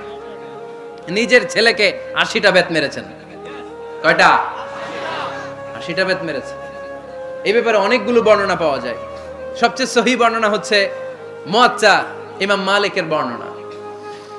ওমরে ফারুক রাদিয়াল্লাহু তাআলা আনহুর ছেলে আব্দুর রহমান মারুফুন বিআবি শাহমা ছিলেন মিশরে, ওখানে নাবিজ খেয়েছিলেন।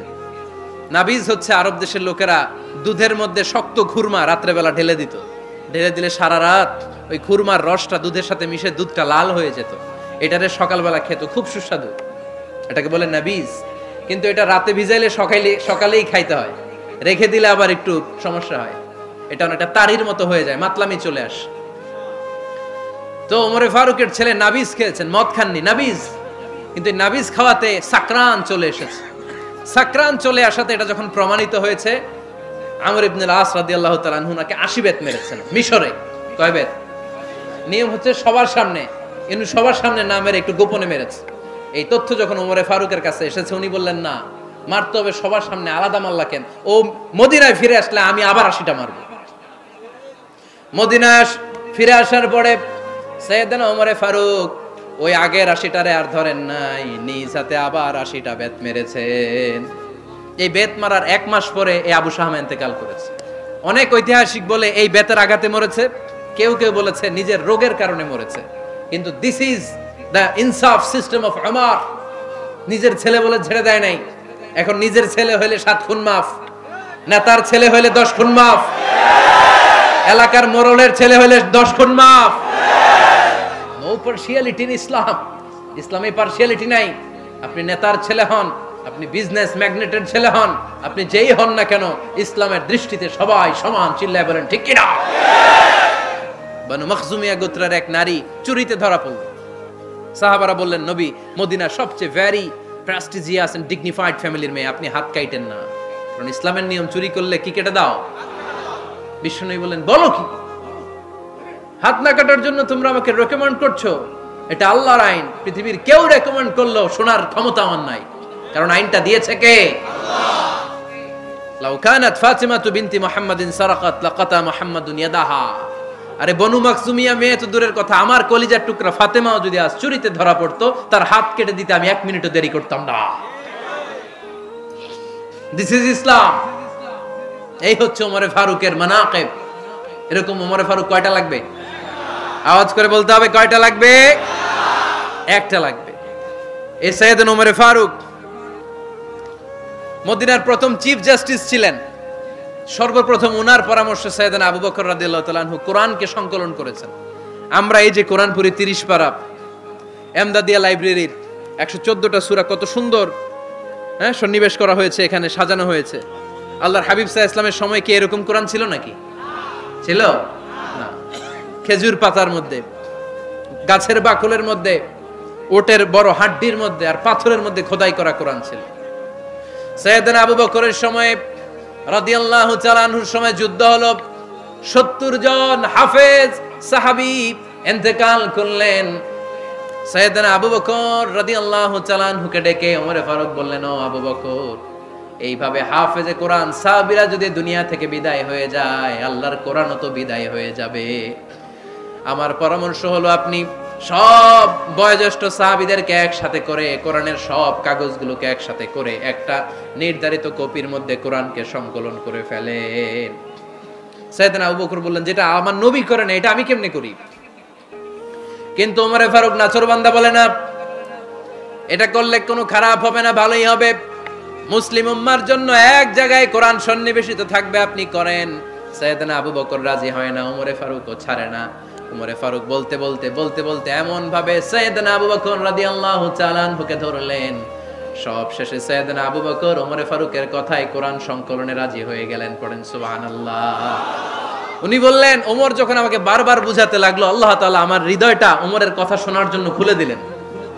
আল্লাহ তাআলা কেমন যেন আমাকে ইলহাম করলেন, আবু বকর করো, এই কাজের মধ্য দিয়ে আমি আমার কোরআনকে গোটা বিশ্বে জীবিত রেখে দেব। This is Omar. এই যে আমরা হিজরি সনের যে আমরা গণনা করি, এই হিজরি সনের প্রবর্তক হচ্ছে সাইয়েদনা ওমরে ফারুক। সুবহানাল্লাহ নাই? আপনাদের মনোযোগ আছে না গেছে? কই ঘুমায় গেলেন মনে হয়? তাকবীর দেন তো একজন আওয়াজ করে।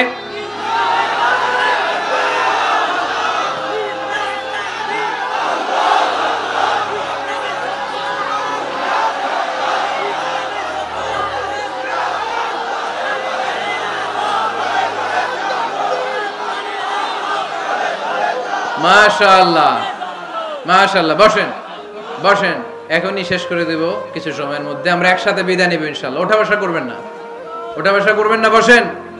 সাইয়েদনা ওমরে ফারুক এই হিজরি সনের গণনা শুরু করেছেন। সাহাবারা বলল, আমিরুল মুমিনিন, খ্রিস্টানদের ঈসাই সন আছে, আমাদের মুসলমানদের কোনো সন নাই।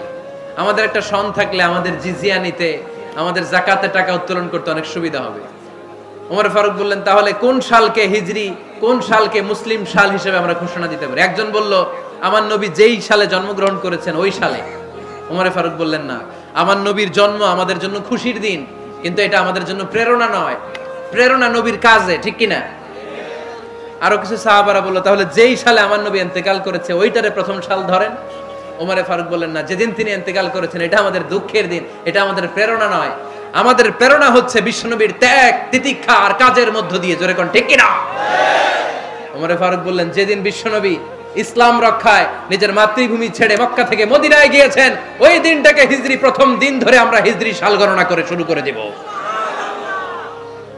ওইটাই হচ্ছে হিজরি সন। সেখান থেকে হিজরি সনের প্রবর্তন করেছেন সাইয়েদনা ওমর ফারুক রাদিয়াল্লাহু তাআলা আনহু।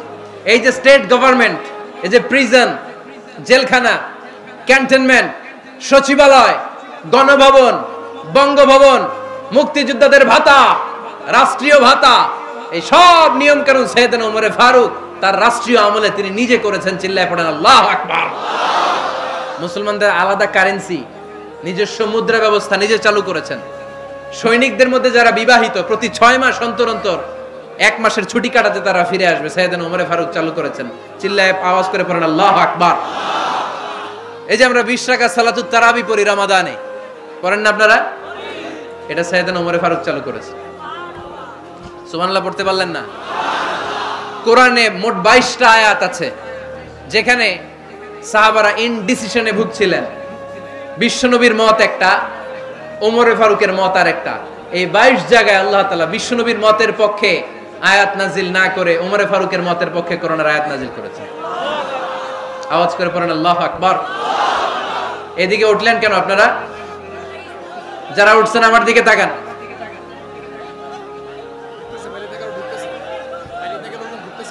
কিছু ভিতরে ঢুকতেছে, কিছু বাইরেতেছে না?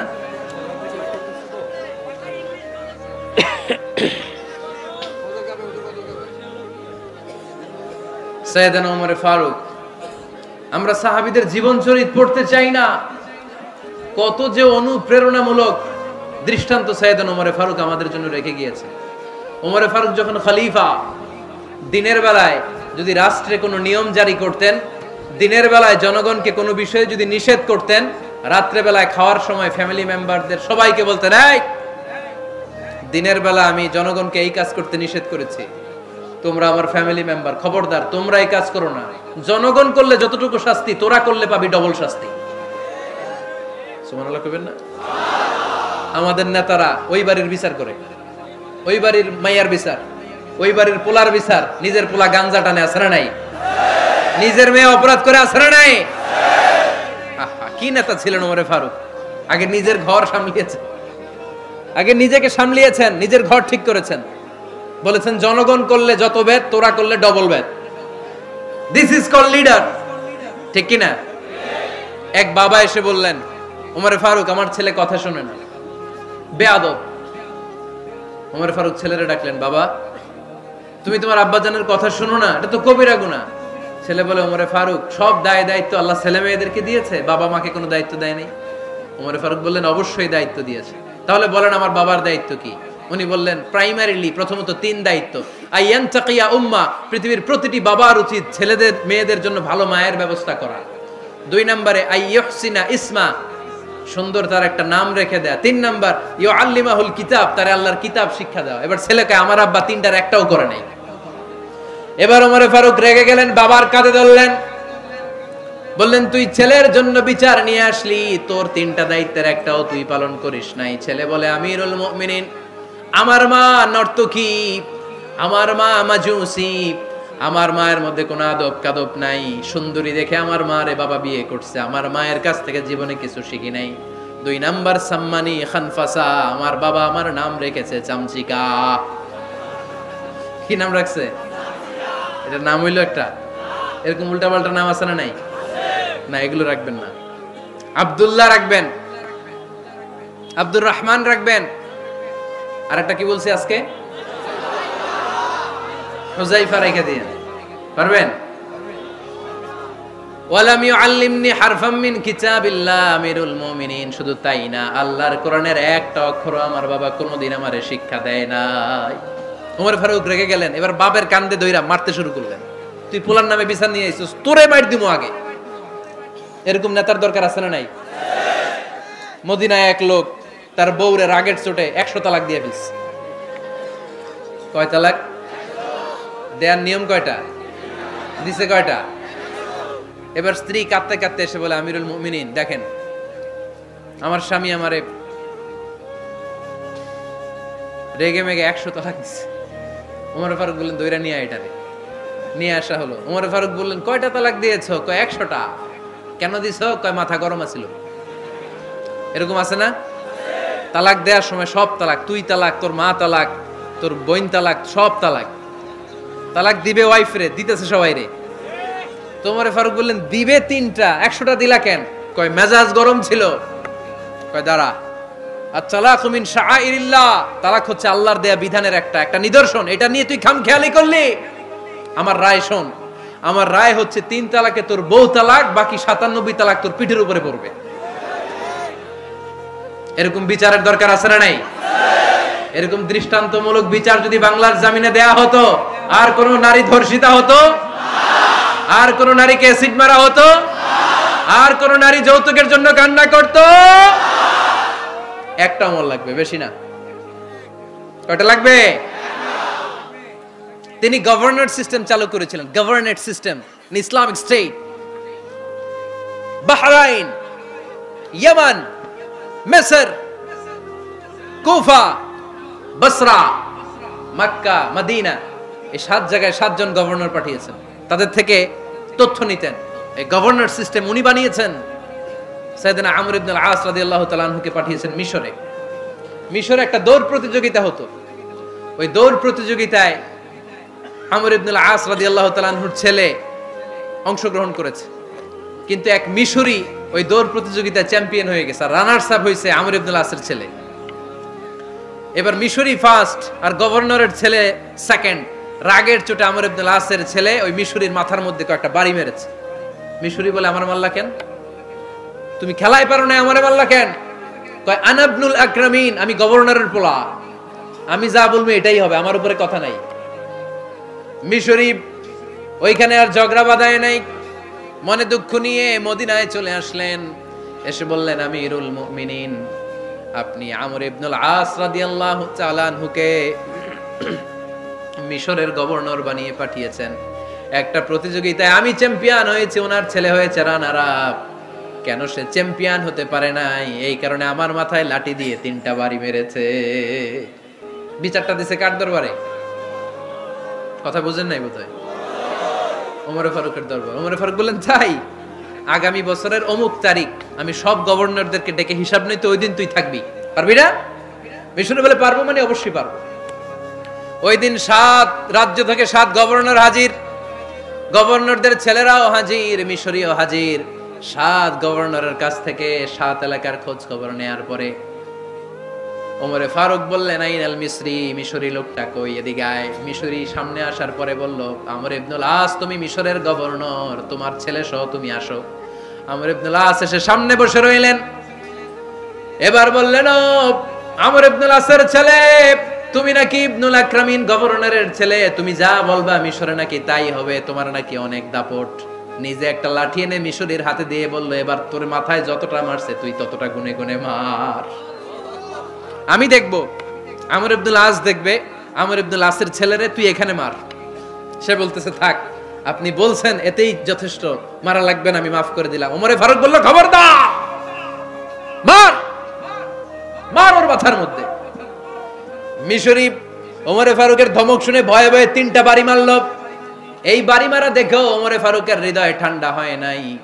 লজ্জায় আমর ইবনুল আস, বয়স হয়ে গিয়েছে সাহাবা, মাথা তখন টাক, মাথায় চুল নাই, লজ্জায় মাথাটা হেট হয়ে মাথাটা নিচু করে রেখেছে। এবার রাগের চোটে ওমরে ফারুক বললেন, এবার আমর ইবনুল আসের টাক মাথার মধ্যে একটা মার, মার। কেন ছেলেকে শিক্ষা দিতে পারে নাই?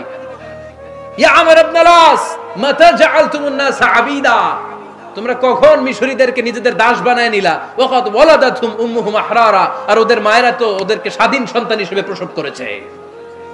মানুষদের উপর ক্ষমতাগিরি করার জন্য গভর্নর পাঠাই নাই। খবরদার, জনগণ তাদেরকে দেখভাল করার জন্য তোমাদেরকে পাঠানো হয়েছে, তাদের উপর কোনো অত্যাচার করার জন্য নয়। চিল্লায় বলেন ঠিক কিনা? এরকম নেতা কয়টা লাগবে? কয়টা? ওই নেতার নাম কি? ওমর।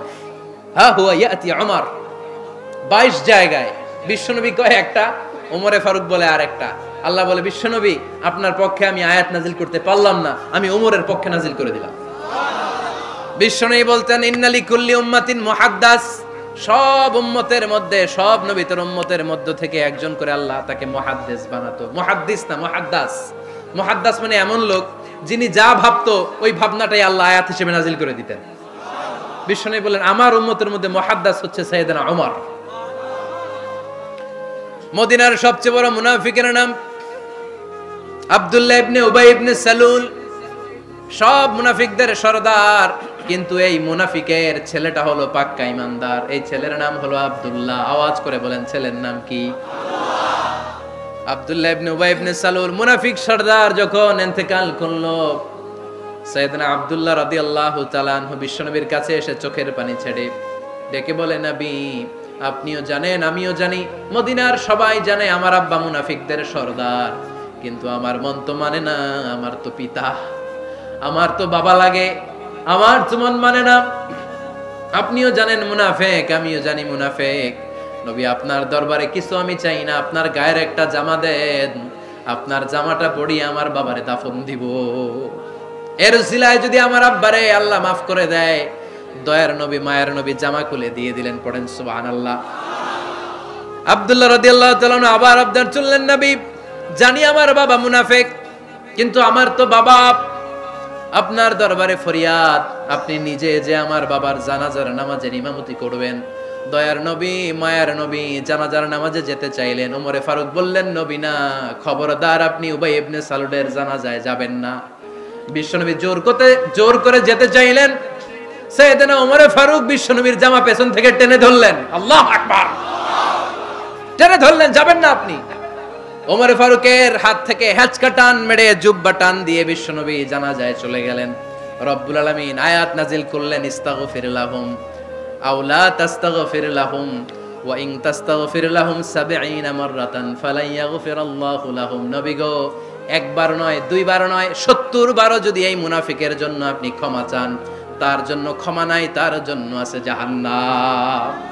ওয়ালা তাকুম, আপনি যাবেন না আলা কবরি, কখনো তাদের জানাজায় যাবেন না। এই যে একটা ভুল করে ফেলছেন, এটা এইবারই শেষ, এরপরে আর যাবেন না। সাইয়েদনা ওমর ফারুকের পক্ষে আল্লাহ তাআলা কোরআনের আয়াত নাজিল করে দিলেন। চিল্লায় পড়েন আল্লাহু আকবার।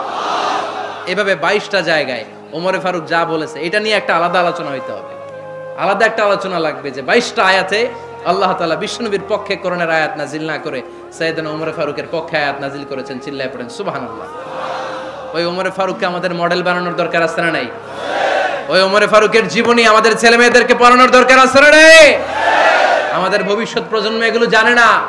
ওরা সালমান খান দেখে বড় হয়, ওরা শাহরুখ খান দেখে বড় হয়, ওরা ঋত্বিক রোশনকে দেখে বড় হয়। ওরা মনে করে যে এরাই বড় সুপার হিরো। আমাদের যে কত বড় সুপার হিরো আছে এরা জানেই না। নতুন প্রজন্মের কর্ণকোহরে সাইয়েদনা ওমর ফারুকের ইতিহাস পৌঁছে দেওয়ার দরকার আছে না নাই? ওমর ফারুকের ইন্তেকালের ঘটনাটা বলেই আমরা মুনাজাতের দিকে যাব। শুনবেন? শুনতে চান? উনি স্বপ্নে দেখলেন একটা লাল মোরগ ওনাকে 3টা ঠোকর মেরেছে। কয়টা? উনি জুমার নামাজে, জিলহজ মাসের শেষ সপ্তাহে জুমার নামাজে বললেন যে একটা লাল মোরগ 3টা ঠোকর মেরেছে। মুগীরা ইবনে শুবা রাদিয়াল্লাহু তাআলা আনহুর দাস আবু লুলু আল মাজুসি, এই লোকটা খঞ্জর বানাতে পারতো। মুগীরা রাদিয়াল্লাহু তাআলা আনহুর দাস। মুগীরা প্রতিদিন 4 দিরহাম করে চার্জ করত, যেহেতু দাস। সে এসে বিচার দিল, আমিরুল মুমিনিন, মুগীরা আমার থেকে বেশি টাকা চায়, জুলুম করে। ওমর ফারুক বললেন, তাই? তুমি কি কাজ জানো? বলে, আমি খঞ্জর বানাতে জানি। বাড়ি কই? পারস্য। আরে তুমি খঞ্জর বানাতে জানলে তো 4 দিরহাম অনেক কম, সে তো আরো বেশি টাকা নেওয়া দরকার ছিল তোমার থেকে। আবু লুলুর এই কথা পছন্দ হয় নাই। সে কয়, ওমর তুমি সবারে দয়া দেখাও আর আমার ক্ষেত্রে কঠিন নিয়ম বানাইলা, দাঁড়াও এই নিয়ম তোমারে আমি দেখাবো। এই রাগে সে বাড়িতে যে একটা খঞ্জর বানালো। কি বানালো? খঞ্জর চেনেন? ছোট্ট ছুরি। কিছুদিন আগে ওমানের সুলতান কাবুস ইন্তেকাল করেছে, জানেন আপনারা? ওনার এই কোমরের মধ্যে খঞ্জর থাকতো, ছবিতে দেখছেন? আরব শায়েখ যারা সুলতান আমির, কোমরে কি থাকে? ছোরা থাকে, খঞ্জর। সে বাসায় যে একটা খঞ্জর বানালো, যেই খঞ্জরের 2 মাথা, লাহু রাসান ওয়া মাকবাদাতুহু ফি ওয়াসাতি, আর ধরার হ্যান্ডেলটা মাঝখানে, এদিকেও ছুরি এদিকেও ছুরি, যাতে এইভাবে মারা যায়। সে ধার দিতে লাগলো আর বলল, ওমর দাঁড়াও, তোমারে আমি দেখাবো। ওমর ফারুক মসজিদে নববীর ইমাম, ফজরের নামাজের সময় এ আবু লুলু আল মাজুসি বুরনুস পরে, চাদর পরে, লুকিয়ে লুকিয়ে, সে অগ্নি উপাসক, মুমিন নয়। ওমর ফারুককে অ্যাটাক করার জন্য গেলেন মসজিদে নববীতে। ওয়াকানু ইউসাল্লুনা বিগালাস, তখন ওনারা অন্ধকারে নামাজ পড়তো। নামাজের সময় যখন হলো, লুকিয়ে লুকিয়ে প্রথম কাতারে ওমর ফারুকের পিছনে মুয়াজ্জিনের পাশেই দাঁড়ালো, হাতে খঞ্জর। ইকামত হলো, ওমর ফারুক সালাত শুরু করলেন, ফজরের সালাত। আল্লাহু আকবার। নামাজ শুরু করলেন, সূরা ফাতিহা বললেন। আরেকটা সূরা যখন পড়তে যাবেন, in the meantime Abu Lulu এই খঞ্জর নিয়ে ওমর ফারুকের বুকের মধ্যে 3টা স্টেবিং করলেন। একটা মারলেন নাভির নিচে, মারার সাথে সাথে পাকস্থলী কেটে গেল। আরেকটা মারলেন পাজরে, পাজর ছিঁড়ে গেল। 3টা মারার পরে ওমর ফারুক বললেন, কাতালানি আল কালব, এক কুকুর আমাকে মেরে ফেলেছে। পেছন থেকে এক সাহাবীকে টান মেরে সামনের দিকে নিয়ে গেলেন, তুমি নামাজের ইমামতি করাও। আর ওমরে ফারুককে বাকিরা ধরাধরি করে পেছনে নিতে আরম্ভ করলেন। আর এই আত্মাই আক্রমণ যে করেছে, সে কাতারের মাঝখান দিয়ে যেতে আরম্ভ করলো আর দুই দিকে ছুরি মারতে আরম্ভ করলো। 13 জন সাহাবীর গায়ে ছুরি মেরেছে, 7 জন সাহাবা স্পট ডেথ, জায়গায় মৃত্যু। এই ভয়ঙ্কর অবস্থা দেখে এক সাহাবী বুরনুস, এক ধরনের জুব্বা আছে মাথাওয়ালা, অনেকে জ্যাকেট পরছেন না এরকম মাথাওয়ালা, লম্বা জুব্বা আছে আর ওপরে শীতে পড়ে মাথাওয়ালা, এই মাথাওয়ালা জুব্বা বের করে এক সাহাবী জালের মতো তার দিকে উড়ায় মারল। ওই বুরনুসের মধ্যে পেঁচিয়ে আবু লুলু মাটিতে পড়ে গেল আর সুইসাইড করে ফেললো, নিজের বুকে নিজে মেরে আত্মহত্যা। যেই সাহাবীকে ইমামতির জন্য দাঁড় করালেন, উনি ছোট্ট সূরা দিয়ে প্রথম রাকাতে সূরা আল কাউসার, দ্বিতীয় রাকাতে সূরাতুল ইখলাস দিয়ে নামাজ শেষ। ওমরে ফারুক বেহুশ। ওমরে ফারুক কি বেহুশ। সবাই কান্নাকাটি করতেছে, সবাই দেখতে গেলেন, এখন হুঁশ ফিরে না। মুখের মধ্যে মুখ খুলে রাষ্ট্রের চিকিৎসক মুখের মধ্যে দুধ দিলেন, ওই নাভি দিয়ে দুধ বের হয়ে যায়, পাকস্থলী কেটে ওখান দিয়ে দুধ বের হয়ে যাচ্ছে। তারা বললো ওনারে বাঁচানো সম্ভব না, দেখেন হুঁশ ফিরে কিনা। হুঁশ ফিরলে ওনার পরে কে আমির হবে, উনি যেন প্যানেল ঠিক করে দিয়ে যায়। সবাই তাকিয়েছে ওমরে ফারুকের চোখের দিকে। আল্লাহর মেহেরবানিতে ঘন্টা খানিক পরে উনি চোখ খুললেন। চোখ খোলার পরেই বলেন নাই ও মা আমি মরে যাই। চোখ খোলার পরে উনি বলেন নাই কে মারলো আমারে। চোখ খোলার পরে উনি বলেন নাই আমার পরে নেতা কে হবে। চোখ খোলার পরে সর্বপ্রথম কথাটি ছিল আসল্লান নাস, আমার নেতৃত্বে যে ফজরের নামাজটা শুরু হয়েছিল এটাকে ঠিকমতো তোরা পড়েছিলি? আমার নেতৃত্বে যে ফজরের জামাত শুরু হয়েছিল সেটা ঠিকঠাক মতো সমাপ্ত হয়েছিল কিনা আগে বল। আসল্লান নাস, নামাজটা হয়েছে কিনা বল। সুবহানাল্লাহ কইতে পারলেন না? This is Umar, hour super hero. নেতা অনেকগুলো লাগে না, এরকম নেতা একটাই যথেষ্ট যে গোটা বিশ্বকে কাঁপায় দিতে পারে। চিল্লায় বলো ঠিক কিনা? আমরা চাই আমাদের ছেলেগুলো ওমরে ফারুকের মতো বড় হোক। আমরা চাই আমাদের ছেলে মেয়েগুলো খাব্বাব, খুবাইব, সাইয়েদনা আলী, উসমান, আবু বকর রাদিয়াল্লাহু তাআলা আনহুর অনুসরণে বড় হোক, ঠিক কিনা? আমরা একটা ওমর চাই যিনি আমাদেরকে সালাতের শিক্ষা দিয়ে গিয়েছেন, ইন্তেকালের আগে বলেছেন সাল্লান নাস। এজন্য আমরা যেন নামাজ কখনো নষ্ট না করি। আল্লাহর জমিনে দিন বাস্তবায়ন আসাদ্দুহুম ফি আমরিল্লাহি ওমর রাদিয়াল্লাহু তাআলা আনহুর মতো এত কঠোর কেউ ছিলেন না। তাই দিন বাস্তবায়নে আমরা যেন কাউরে ছাড় না দেই। সবার আগে আল্লাহর দিন, সবার আগে আল্লাহর কোরআন, সবার আগে আমার ইসলাম, ঠিক কিনা? চাইলেই কেউ এদেশ থেকে ইসলামরে মিটাই দিতে পারবে না। যে দেশে আল্লাহু আকবার ধ্বনির সাথে সাথে সূর্য উঠে যায়, আল্লাহ ডুবে যায়, সে দেশে আর কিছু থাকবে না থাক আমার ইসলাম থাকবেই, আর কিছু থাকবে না থাক আমার কোরআন থাকবেই। সে ইসলামের সাথে থাকতে রাজি আছেন তো? কোরআনের সাথে থাকতে রাজি আছেন তো?